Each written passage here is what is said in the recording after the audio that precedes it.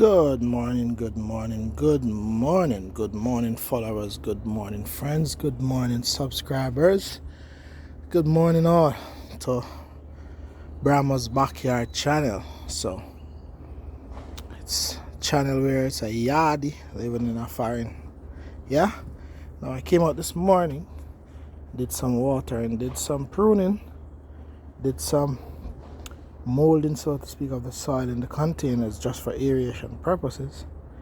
And I'm here, did some tying up too, some support to the plants. So I'm here now, I just gave my compost a turn, and I'm going to show you what is happening in the compost bin, how the compost is coming along nicely.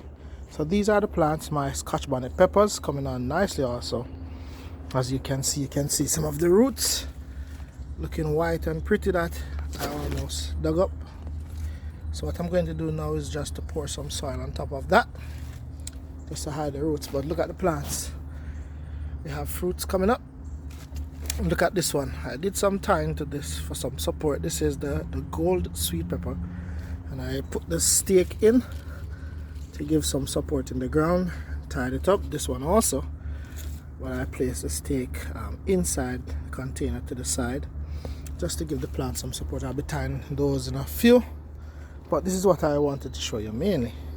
This is my compost. I gave it a turn this morning, and you can see the activity happening. As you can see, those are some green you're seeing is those are some branches that I buried in from pruning my tomato plants. So I just placed them in and gave the compost a turn, and I'm going to be pouring on some sawdust that I took in, just to give it some body, so to speak.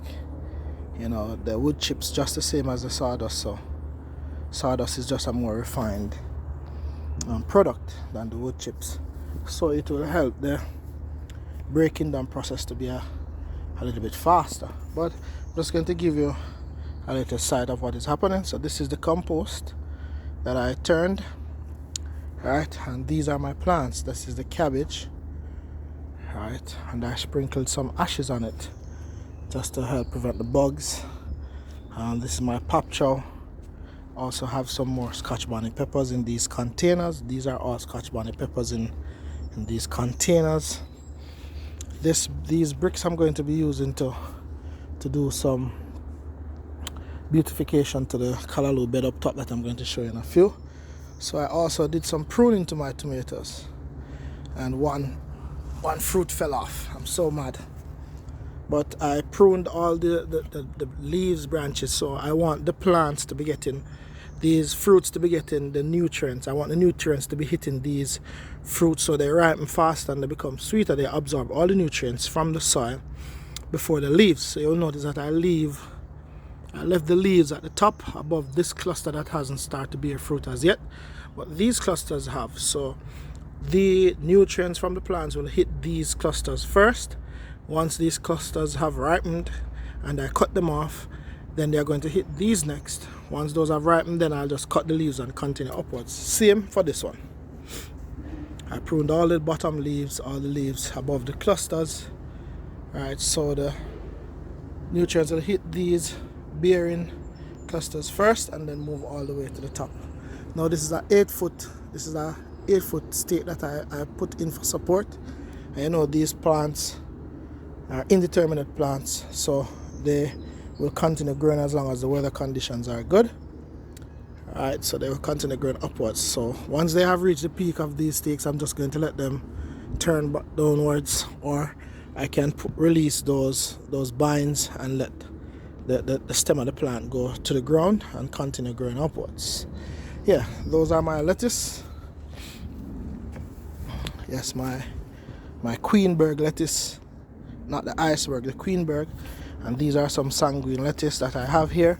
So you notice one has started to shoot.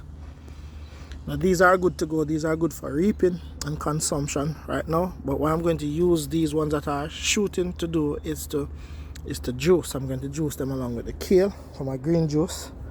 These are also hot peppers again. This is the Carolina Reaper, and it has started to bear fruit as well. Carolina Reaper, Scotch bonnet, chocolate Scotch bonnet, and the ghost pepper. Right, my Scotch bonnet peppers, my thyme, callaloo again, kale, thyme, and this is my callaloo. These big callaloo, these sprung up from the planting last year, so I just left them there. But as you can see, I planted this bed about a week ago, last week. I just sowed some callaloo right here again, different breed. These are some that sprung up too. I have reaped twice from this callaloo bed already. This is my little mini callaloo bed from which I plant.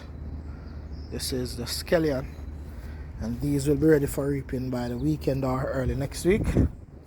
My plants of pollination again for the bees. My lettuce bed that is getting old, I need to cut and juice as well. And this is my callaloo bed. This is the area that I'm going to be using the bricks that I just showed you to beautify. And as you can see, callaloo is growing everywhere. Yes, these callaloo are ready for reaping right now. This area, but I'm going to leave them for the weekend.